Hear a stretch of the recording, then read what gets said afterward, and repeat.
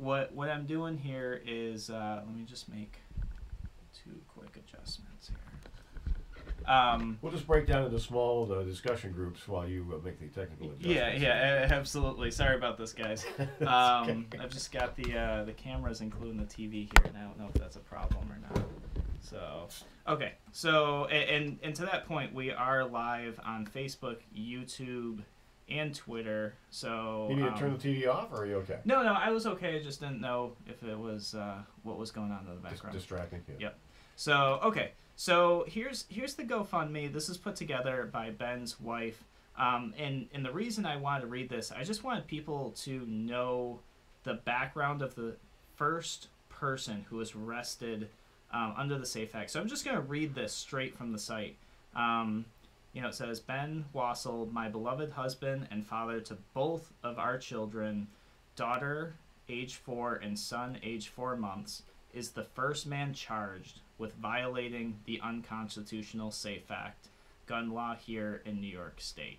So that's the beginning, and that just gives you like a pretty good intro here. Now here's the information she put about him. My husband is a well-decorated 2-tour Iraq war veteran. God bless him. Yep. Yeah. So he served his country, and from his almost 8.5 years of service, he is currently 90% service-connected disabled. He suffered a traumatic brain injury from being blown up while serving in active duty in Iraq in 2006. There is no surgery or any medical way to fix this injury, which he sustained while serving his country, protecting our freedoms. My husband is being made an example in this prosecution. Ben has no criminal history. In time, his true character will become evident. Ben is being prosecuted by the New York State Attorney General's office. Any donations connected to this fund will be used to pay for my husband to have the best defense attorneys possible to fight for his rights, mine, and yours. So, I mean, this is the guy. The very first guy arrested under the SAFE Act is a serviceman. So what did he do? Did he have an assault rifle, or did he have a mag that was too big, or? Yeah, so it's interesting because I couldn't find much media information about this at all, actually, which is not terribly uncommon because they try to sweep some of this stuff under the rug. Yeah, they try to hush it up. So I'm pulling up an article here by USA Today. There was a similar one. Oh, just kidding. Advertisements. You can't get to these news sites anymore without them bombarding you it really with advertisements. Takes forever to load. Yep. So here we go. Tough new gun law in New York State nets first arrest. So thank you, rah media. Isn't that great? Yeah, exactly. When you make the term like that, you're literally trying to make it sound like a good thing, just right off the bat. So they go in to say, and the way this article is written, just contrasts so different compared to, obviously what his wife has to say. And it goes on to say that he sold an AR-10 and an AR-15 to an undercover cop. So SAFE Act is passed in January, if I remember correctly. By March, they already have undercover officers trying to get people to sell these firearms so that they can arrest people under the SAFE Act. No underlying crime. I mean, he didn't have the AR-10 or the AR-15 that was used in some kind of a holdup or... Correct. Yep. Some kind legally owned up until that point. And this isn't even when the deadline was to register the firearms, because the deadline didn't actually come till April of 2014. No, as we've often commented on this radio station's Second Amendment shows, that New Yorkers, a number of New Yorkers became instant criminals with the passage of the SAFE Act. Yeah, no, absolutely. And so what's interesting about this article, now here's the thing. They do say in the article that the officer told him that he was a felon. And supposedly they have it on audio and video and all of this other stuff. I'm not sure what was actually presented in court. I'm not sure, you know, any of that. The interesting thing is, clearly the officer isn't a felon. So I wonder if some of the appeal is, no, it didn't sell it to somebody with a felony. I don't know. I'm totally speculating, and I don't want to go down that route.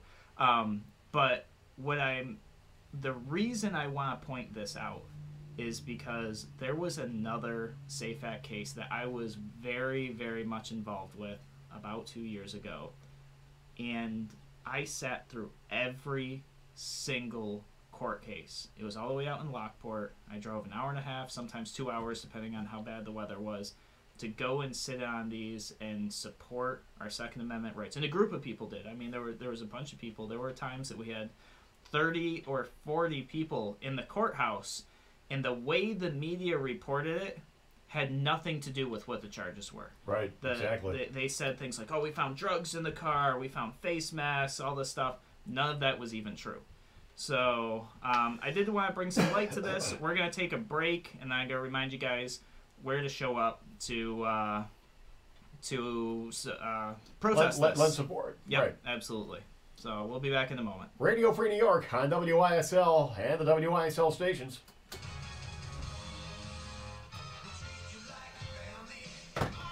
Oh, I apologize. I've got like a raging sinus infection. Oh, sorry, I couldn't hear you.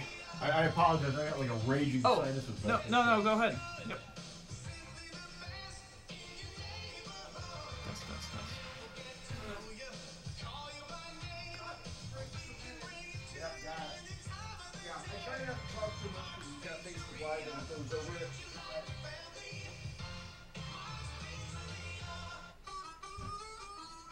Take it, Tony. How's that, Pete? Terrific, man. Hold on.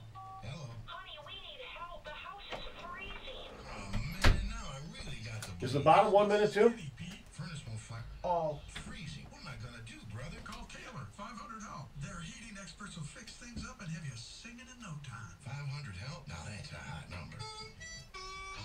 I think I'm really getting it, man. 500 help. You're listening to...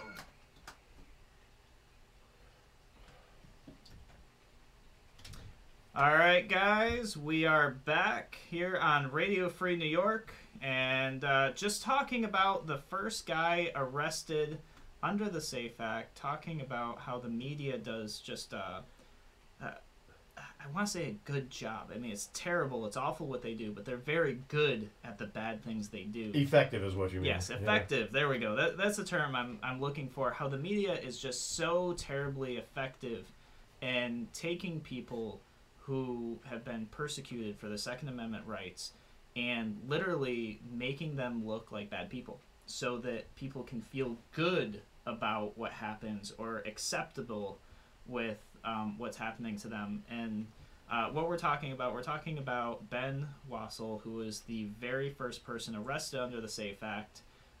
He has an appeals court case coming up January 17th. So it's after the holidays. Jot it down in your calendar. It's going to be at 50 East Ave in Rochester. If you oppose the SAFE Act, which I think many of you do, I think that one of the biggest things you can do is make sure you set aside the time and go there. Did you mention there's a GoFundMe page for him? There is a GoFundMe page. I will actually post that on my Facebook page after the show. So that you guys can have that. Actually, you know what I'll do? I will post it at least in the chat right now so that everybody has that available. If you want to make a contribution to his GoFundMe page, I just posted it in the live feed. It should be available for you guys. Just an awful thing. Do we know the status of Ben? He was obviously convicted, or there wouldn't be an appeal. Yep. Has he done time? I mean, he's an Iraq War veteran. He's 90% disabled, combat related. Mm-hmm. Did they put him in the pokey? I mean, did they lock him up, or is he free on bail pending appeal, or what? Yes. What's the story? So I'm not sure. I'm actually going to reach out to James Ostrowski. He's currently Ben's attorney handling the appeal. I'm not sure if he handled the case or not. This was actually brought to me last night, so that's why I don't have as much information about it Let's see what I was just see what I can find here. surprised. Yeah, I'll let you check out that. But yeah, I mean, we've gotta say no. We've talked about SAFE Act 2 on this show.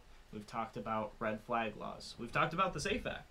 And we've talked about the social media bill that's ironically been circling social media. And just how bad all of these are. People can't sit by idly. Like, if you want to see change, you got to start doing something. And I'm not saying people aren't. There are definitely people who are, but there are many, many people who aren't. We saw that in the last gubernatorial election. Yeah, Jim Ostrowski does represent him. Yes. Yep. So I saw that. I'll call him later today. Maybe I'll see if he wants to come on the show. Although I know as the attorney, he probably can't actually talk about what's going on because they have certain requirements as attorneys. So I'll see if he's getting updates. We'll talk about maybe Monday. We'll go through there. I'll give you guys a good update on that. Something else I'm gonna give you guys. Maybe so we kind of the beginning of the show is maybe a bit of a downer, right? You know, kind of just reminding you of all the bad stuff going on here in New York. I want to turn this around a little bit and give you guys a little hope. Talk about something positive, something that I think the listeners, at least a good portion of you, would be interested in knowing is, guess who's on tour right now? Phil Collins. How about Larry Sharp? Oh, Larry Yep, Sharp. Larry Again. Sharp. I didn't think he was going to go away. Nobody thought he was going to go away, but at the same time, nobody thought he'd be moving around so quickly. So Larry Sharp is actually just wrapping up a lunch with Larry in Schenectady, and then he's doing an event later tonight in Hudson. And tomorrow, Larry and I are going to be together in Grand George. We're going to be at the Liberty Den event, 9 a.m., and we will be there as some of the speakers. So Larry started this, I think, last week, kind of started traveling around. So if you guys are following the Larry Sharp page, you probably saw he's starting to do some go lives again. And, we're not committing to where this is going to go, but absolutely what we're doing is making sure that we build on the momentum that we built in this last campaign. We don't want to let that go. Everybody worked really, really hard. You guys worked really hard. Larry worked his butt off. So we don't want that hard work to be squandered. We're definitely moving forward. And one of the things that people often say when they meet me, which is actually interesting. So I met somebody yesterday morning, and they said, Andrew Hollister. Oh, and we were talking, and somehow it came out that I ran for office. They're like, oh, did I know that? I think I know that. And they're like, wait a minute. Are you Andrew C. Hollister? And it was crazy the Who difference. else could it be? Yeah. But it was crazy the difference in the recognition. Once you added the middle initial, then all of a sudden, like, people remembered and knew and everything. So it's great, yeah.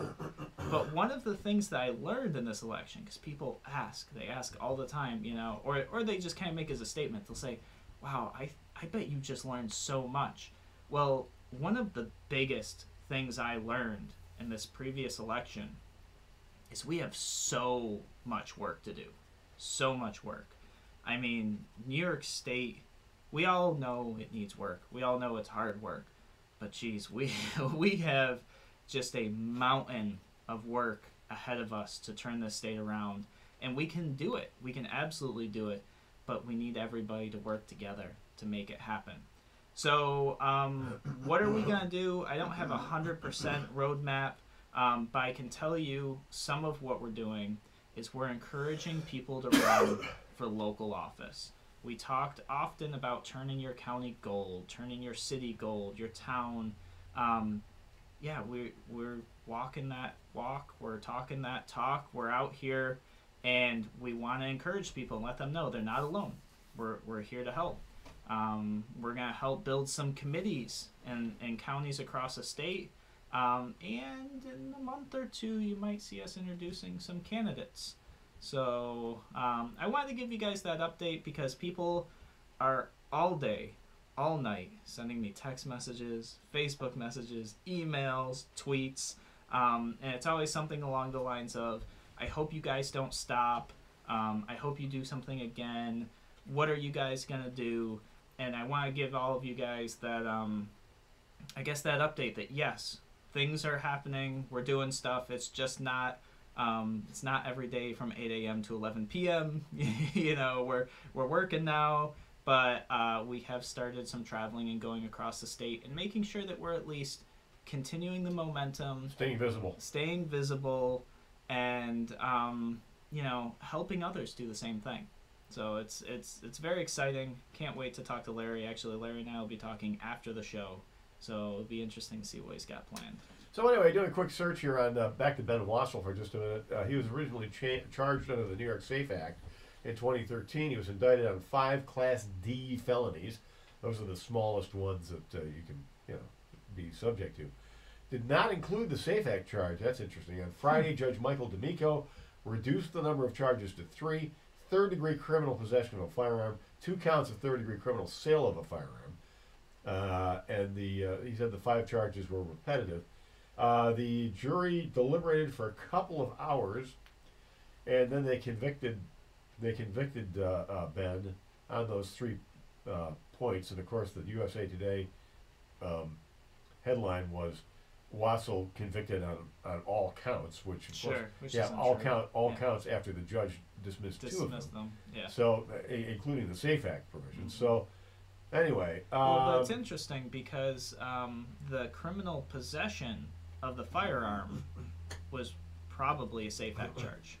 So it probably wasn't a so even the wording of the article, they probably don't 100% understand the SAFE Act, which, you know, people still don't. Here we are, you know, 5 years later, but definitely a few months after it was passed, I'm sure they just had no idea. Yeah. So a quote from his defense attorney at this point was Michael Deal. He said he was discouraged with the decision. We are very disappointed. This is a hard-fought case. While disappointed, Ben does respect the jury's verdict, of course, because he's a patriot and a good guy. Yeah. We can certainly thank the poorly drafted SAFE Act for making a criminal out of a person who wasn't, and a criminal out of a guy who served his country. Yeah. The confusion inherent in that act, the repercussions of that, are now to be felt. Wassel was sentenced. It doesn't say what he ultimately got, because this is a story from 2014. But technically, the maximum was 7 years for each charge. But the defense attorney said he expected Wassel's sentence to be 7 years or less. 1 minute in the pokey for this is ridiculous. Well, and then it also says a minimum of 2 years in prison for the Class D felony. For the Class D, the hold a minimum charge of 2 years. The time increases depending on the violent nature of the incident, which there was none. Yeah. It's interesting. So I wonder if he spent 2 years for each. I mean, I don't know. You know there's a sentencing guidelines, and you'd have to figure out whether the whether the sentences were concurrent or consecutive. Yeah. And I wouldn't, not being a judge, I don't know what the rules are. Yeah. I don't know either. Just a tragic thing. Yeah, absolutely. Thank you, Andrew Cuomo. Thanks. And I guess that makes you feel really good, right? Really good, important. Like a big shot. No. Ooh. Yeah. And New Yorkers are all so much safer now. We've locked up Ben Wassel. Yeah. So it'll be interesting. I will personally be there at the appeal. I've already got it on my calendar. And like I said, I'll try to get an update from James Ostrowski, who's currently his attorney. It's interesting. His former attorney kind of sounds like a car promo or something, Mike Deal or something like that. But yeah, I will. I'll get some more information about that. I'll try to reach out to the family too and update you guys as listeners, let you know what's going on. Following that, I wouldn't call it a protest, but showing in support. Everybody who has time, we're gonna actually march to the Liberty Pole, which is just right up the street from there. And I think we're going to have just a small rally there, from my understanding, based on the information that was given to me. So if you can make it, once again, I know it's cold outside. I know it's just following the holidays. Next week should But- be. Well, I'm sorry. What was it? Oh, that's in January. January, That's yeah. not next week. Okay. Yeah, it's about a month from now. Plenty of time to plan. Just in time for the January thaw. Yes. It'll be yes. 55 degrees and sunny. There you go, shorts and t-shirt weather, right? Right. That's- In upstate New York it is. Yep. So you mentioned the Lockport case before we go to break here. Yes. There was a big show of support for that case. There was. We had 30 plus people multiple times there. The stuff that the media reported was just sickening. You know, seeing it firsthand. Distorted the hell out of it, I'm Just sure. absolutely. They were publishing unofficial information from the police force, which is just whether Thank they you. made it That's up or the great. police made it up. Yeah. And my wife, who saw a lot of this, literally told me when it was done, she said, wow, I used to have so much faith in the justice system. And after watching this process, she's like, I don't know how I can ever trust it.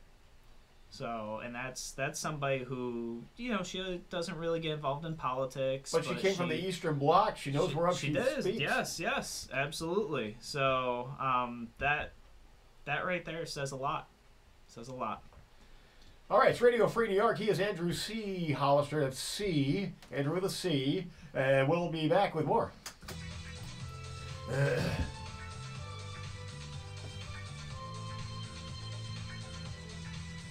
Just take it when you want it. You're listening to the voice of liberty. AM 1040M on Rochester, FM 92.1 Rochester, FM 95.5 Spencerport, and WYSL1040.com everywhere. Tour the days before Christmas. You can tell by the sound. The face is so nuts, just fast food can be found. Shopping, the school play, decorations, and snow. For quality family food, where can you go? When what to your wondering eyes should appear but a juicy Wahlburger, a frosty root beer, handmade ice cream, crispy fries, even Waldo. Too busy to sit there? Then get it to go. And since Tom Wall's quality and value are things you can see, now you can get home to put up that tree. Tom Walls wishes your family a season of cheer, a wonderful holiday, and a tasty new year. But just as you're settling tonight in your bed, hark! What's that sound that you hear overhead? Merry Christmas to all, and make no mistake, it's not a hamburger. It's Tom Wall's brown steak. A holiday greeting from Tom Wall's family to yours. 9 locations in the metro. You're listening to Radio Free New York. Well, we can't let another Radio Free New York go by without Andrew Cuomo's greatest hit.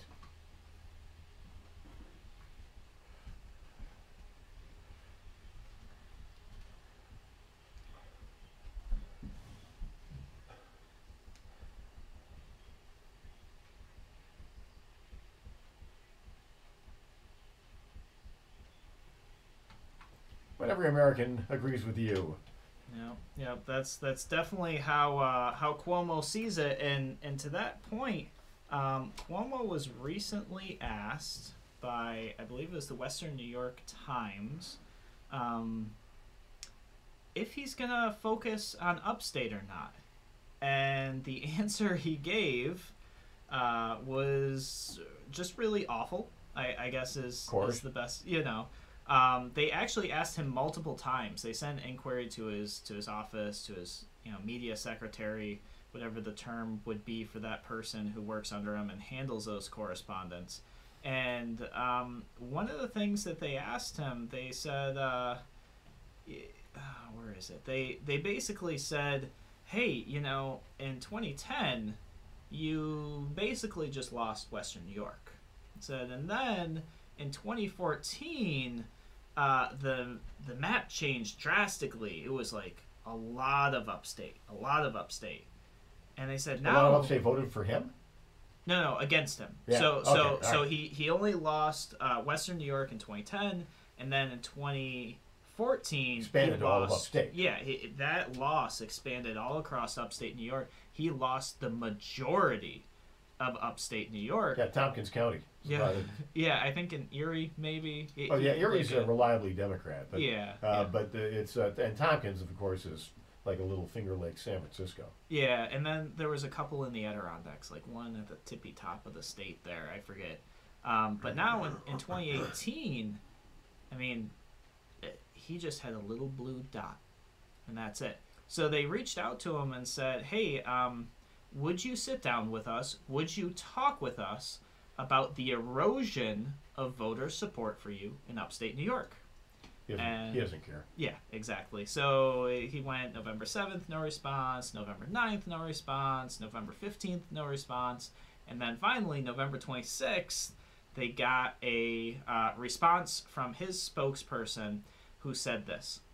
The governor won nearly 3.5 million votes, the largest of every governor in history, and won every population center in every corner of this great state. Oh, every population center. Oh, thank you very much. Thank you for making our case about the Electoral College. Yes, yes. And I guess New York City is like really the only corner of the state. They don't care. The New York City elites don't care about upstate. They basically see us as a big park.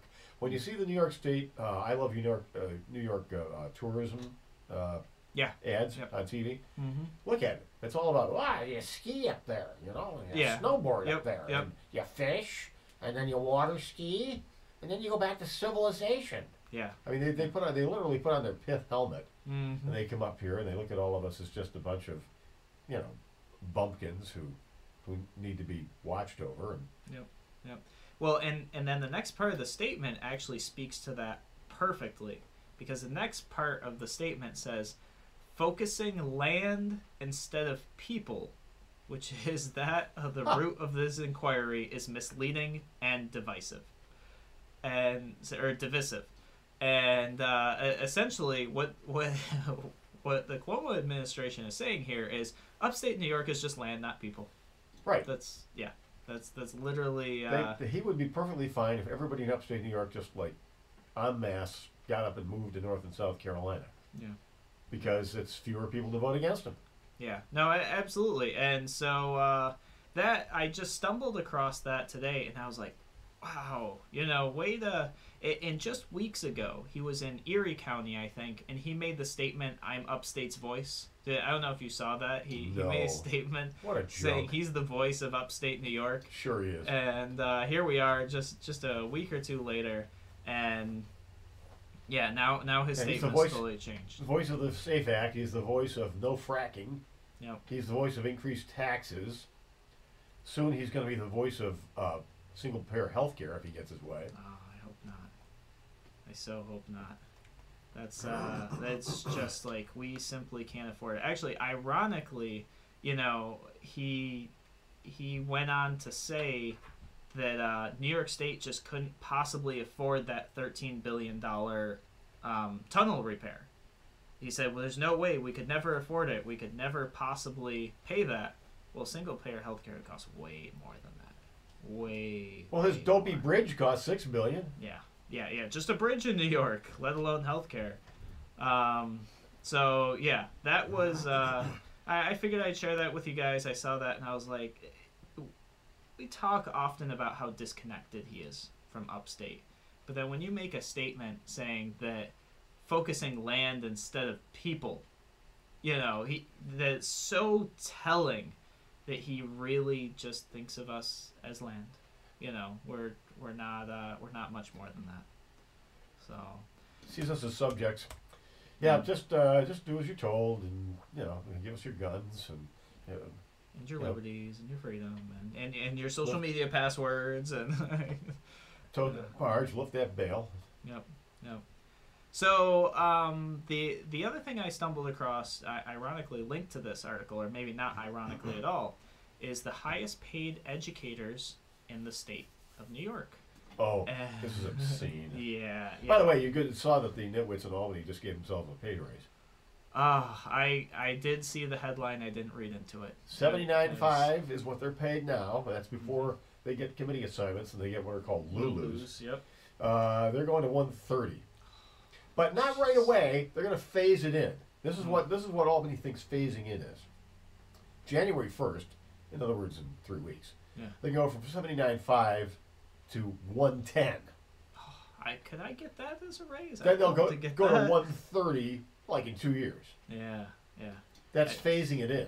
yeah, yeah. That's crazy. That's just it's too much. Just by way of perspective, the Texas legislature, the state legislature only meets once every 2 years.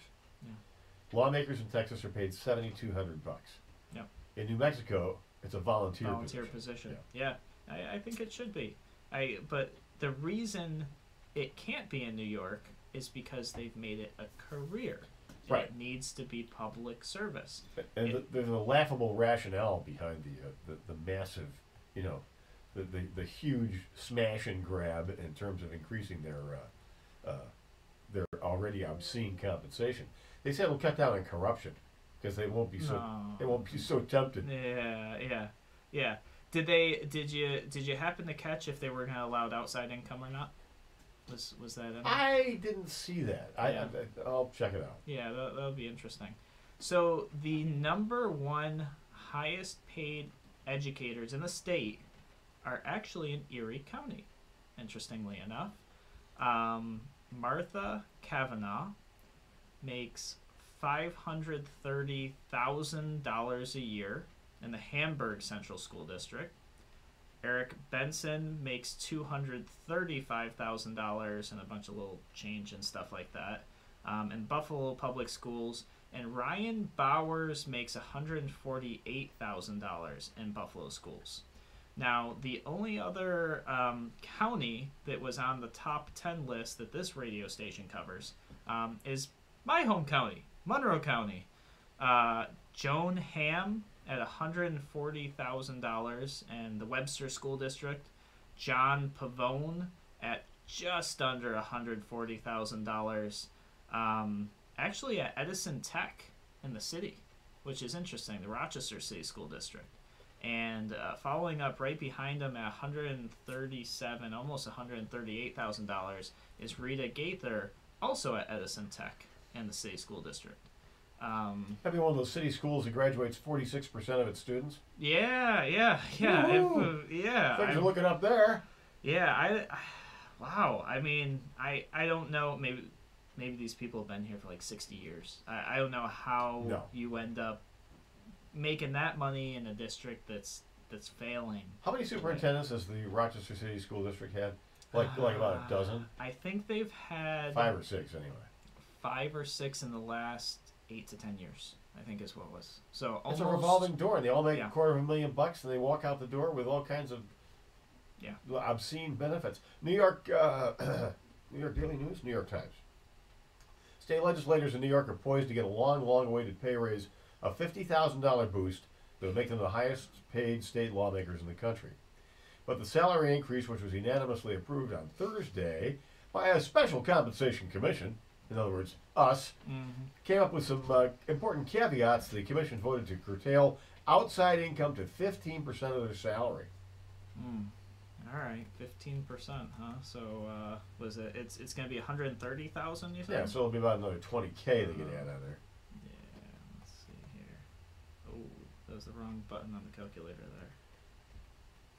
Great quote from Carl McCall, chairman of the State University of New York's Board of Trustees, one of the commission's 4 members, the Compensation Commission. There is no question that over time, the legislature has not always lived up to its full opportunities to convince the public it's a hard-working, conscientious, honest organization. We really have to make sure that we send signals to the public about how serious they are about doing their job and doing it well. How does giving them $50,000 more accomplish that, Carl? Yeah. Well, and let's just think about that. I mean, if they were making $79,900 before, right? And so at a $50,000 increase, you're talking about a sizable percentage, a 62% pay raise. Right, and they can still make $20,000 on the side. Yeah.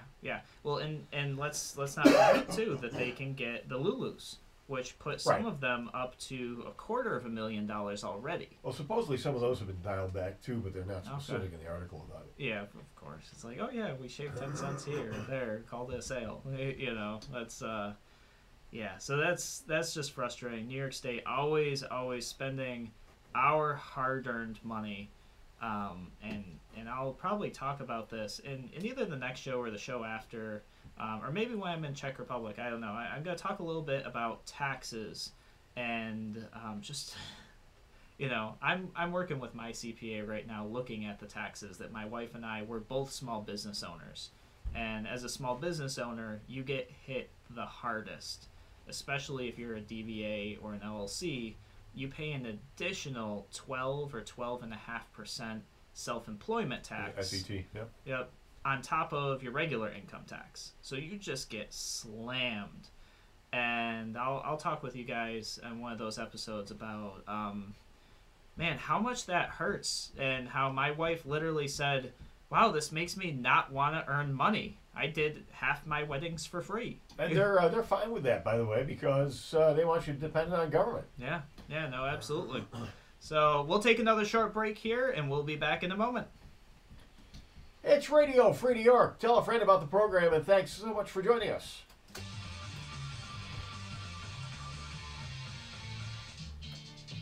There's a place in the village of Avon you and your critters will love. Whether they're big or small, whether they've got hair, fur, or feathers, Avon feed fits Let me every. show you this. Gary Mervis gave me this. This is my Christmas present. Yeah, you I showed see it that. to me. Yeah, it's a lot of fun. Never forget 7-Eleven. Choose farm feeds and great equine Ah. products like Blue Seal and Nutrina. Find everything for your pet, from feeding bowls to toys, leads, collars, beds, crates, and tie-outs. Avon Feed and Supply has what the big pet chain stores will never have. Tim Cole and his great knowledgeable staff. And if you think you'll save money at that pet superstore, well, think again. While you're at Avon Feed, don't forget the two-legged pets with River Rat Thousand Island cheese and great flavors, including hard-to-find mean and nasty, plus once again nut butters, Nunday mustards, and Rickles pickles. All right. Fridays 9 to 6, Saturday 9 to 4. Avon Feed and Supply, West Main to the bottom of the hill, just west of the circle. You're listening to Radio Free New York. The double. That would be with Andrew C. Hollister.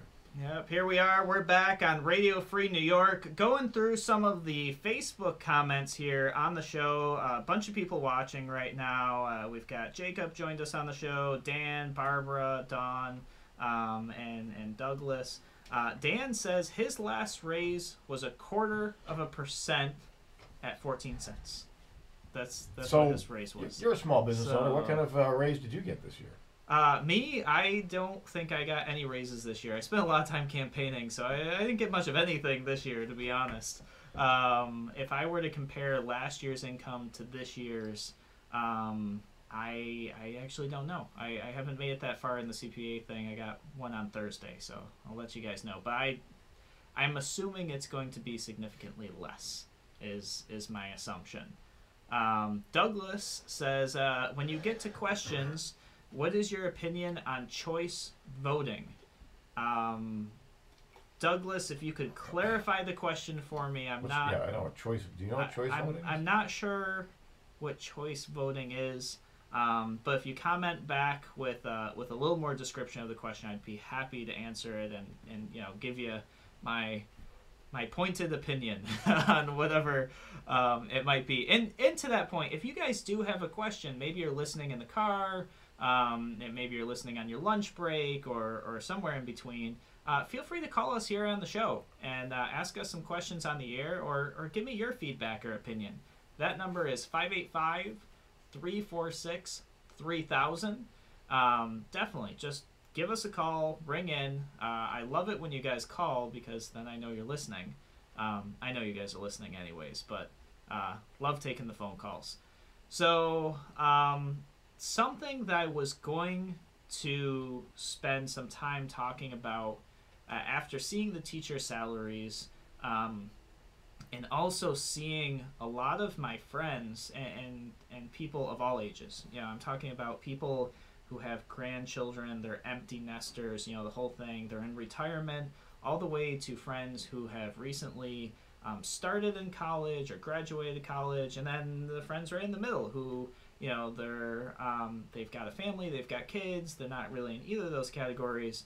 I see them having a few issues in life. One of them being the holidays are coming up, and people are scrambling for money. They're trying to figure out how they're going to afford the holidays. It's expensive to have people over to eat. They've got gifts. They've got the whole everything.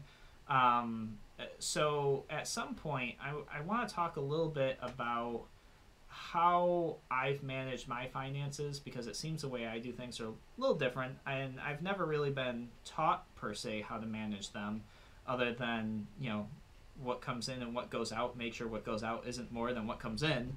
That's, you know, but I wanted to spend some time on that. But as the education thing came up and I saw how much those teachers were talking or getting paid, I then noticed just more issues with RCSD audits. And we've talked about this, you know, I think 2 or 3 weeks ago. And it really brought up the idea of public education versus private education versus homeschooling. And you could almost call homeschooling, you could probably call homeschooling private education, technically.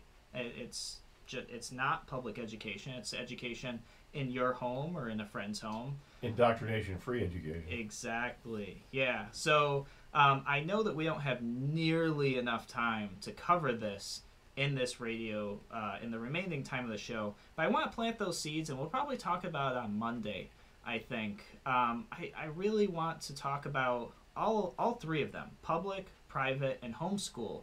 And something that most people don't know about me, I actually went through all three. So I had some time in private school when I was young.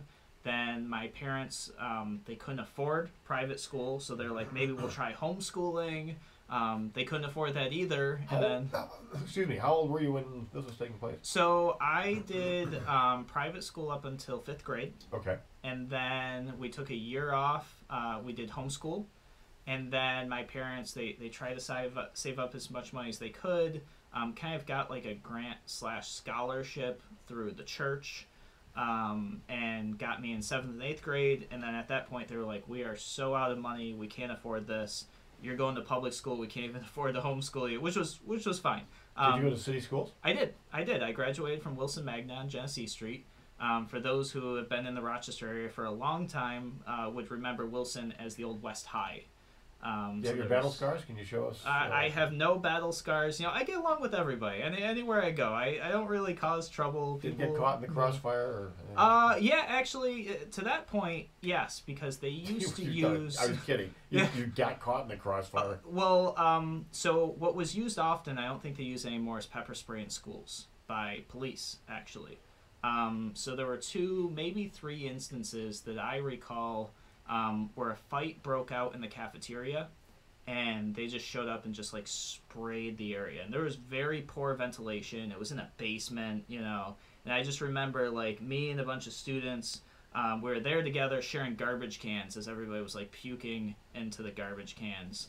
And who even knows who started the fight, who was even involved in the fight. But everybody there suffered. I mean, it was probably at least 100, if not 200 kids just puking together. Oh, yeah. My gosh. Yep. So the other time that happened, so I lived just under 1.5 miles away from school. So I walked every day. School district doesn't even provide a bus. But I thought that was great. You know, as I look back at it, I'm like, yeah, every day I was responsible for me. I had to wake up. I was responsible to get myself to school. Didn't matter if it was cold, rainy, whatever. It was my job. There's no, the bus didn't show up, you know. So I look back at it, I'm like, yeah, that was awesome. That really built some responsibility for me. So one day after school, there was Madison High down the street. There was some football rivalry going on. And as I'm leaving school at the end of the day, there's a giant group of kids. Like, I think it was the Wilson football team on one side of the street. And on the other side of the street was either the basketball players or the football players from Madison. And people were talking all day about how there's going to be this huge fight because of something that happened the night before. And 6 RPD cars come zipping down the street, and they sprayed the whole street. I mean, just sprayed the whole street. I was like almost a half a block away, and I was just like coughing and gagging the whole 1.5 miles home. I mean, it was crazy. So... I don't think that they can get away with that anymore. I don't think that's allowed. I would think in an area like that there would be some environmental issues. Yeah, I mean, pepper spray is yeah, and I don't really know if toxic. it was something else, if it was mace or what. I'm not really privy to Tear what they gas? do. Yeah, who knows? But I certainly remember that the joke from a lot of students was, man, they spray us so much, we could use pepper spray as mouthwash, or something like that, or as breath spray. So so that did happen a couple times. But you did get an education. I did. I was in the IB program, the International Baccalaureate program. So it wasn't the standard high school education. We were competing with students across the world. Japan, Switzerland, like that whole thing. But that program, is as good as it was, I did find myself still bored in class. And I found classes that I wish I could have taken, but I couldn't because I was in that program. So I think probably the largest benefit that public schools have is their AP courses and kind of like course choice and course selection. I would have loved to take a shop class or a woodworking class. I would have totally loved that. There was a class called Virtual Enterprise that I didn't even know my school offered at the time. And I met one kid in the hallway, I was like, what is that class? He's like, oh, it's Virtual Enterprise. Sounds like junior achievement. Yeah. No, it was awesome. What you had to do, it started with like a business simulation. And you were like a hot dog stand or something. And you had to predict, based on customer trends, how many hot dogs to buy from your supplier, what the cost is, set your pricing, not make too many hot dogs that day, so then you throw them out, cost of goods sold, the whole everything. It was great. Running a business. Yeah, and I was like, wow, that's amazing. I wish I could do that. That was a great program about junior achievement. As a matter of fact, at another Rochester radio station where I was the operations manager, back in the 70s, we had a junior achievement group there, and great. they would do exactly what you do. They would produce a show. The students would produce a show. They'd have, they'd rotate DJ duties. Okay. And they'd go out and they'd sell advertisements. Yep. They'd record ads and produce the whole show. Wow, that's awesome. It was kind of a neat little thing. Yeah. So there was stuff like that, and then I found out there was like, and you guys know I'm a computer geek, right? That's my thing. So then I found out there were like Cisco networking classes that the school offered, but because I was in this other program, I couldn't like sign up for them. I couldn't take them. I was really kind of bummed about it, to be honest. But I look at that and go, yeah, those are things that homeschool kind of could offer, but not really. I mean, you got to have a lot of resources to be able to do that. In private school, we didn't even have AP courses. Now, I know some private schools today are starting to offer like 1 or 2 or 3. Some of the higher end private schools definitely have AP classes. But that was one of the things I saw, and I was like, because at the same time, once I graduated, my brother and sister, they actually got a scholarship, so they went to private school for their last years. And I saw the classes that were offered to them and couldn't help but feel like they were actually getting I don't want to say screwed, but they didn't have the availability that I had in. At the time, the Rochester State School District and Wilson was actually rated a really, really good school. We were ranked initially 24th in the country, and then as it dialed back, I think by my junior year, we were like 85th or something like that. And then when I graduated, we weren't on the charts anymore. So, but it wasn't that long ago. Well, no, it was 1950s. That was when... Yeah. I don't think anybody remembers those days, let me tell you. Yeah. So, so what I would love for you guys to do is tell me what your thoughts are on private school versus public school versus homeschool. And we'll pick up this conversation. I want to give you guys my take on my experiences in each of those 3 categories. And I'd love to hear from you guys what your thoughts and experiences were as well. And I think with that, we're here at the end. Yeah, I got 45 seconds more if you had something else that you want to tell about. Now, you're going to go to the Czech Republic. I will be in the Czech Republic. Yep, I'm leaving Saturday the 15th. So your next broadcast is going to be from what, Prague? Well, Monday and Friday I'll be here. So I'm leaving next Saturday, not tomorrow. Oh, next Saturday. Next Saturday. Oh, okay. Yep. So I'll have 2 more shows. But then, yes, my next broadcast, we actually tested all the software yesterday, made sure we ironed out any bugs. Everything looks to be working great. So I will broadcast 2 Mondays from now from Prague in the Czech Republic.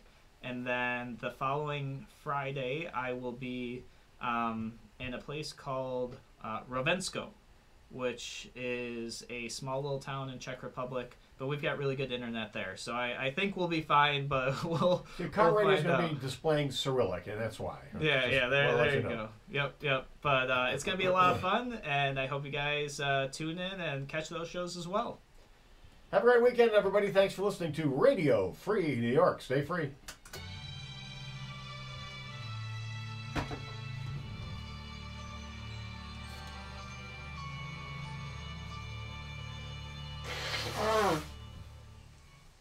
Man, I'll tell you, that clean feed sounds incredible. Does it? It's amazing Yeah, quality. that's awesome. It's like the best. I mean, we have all this expensive equipment. Yep. This, like Comex Access and all that stuff.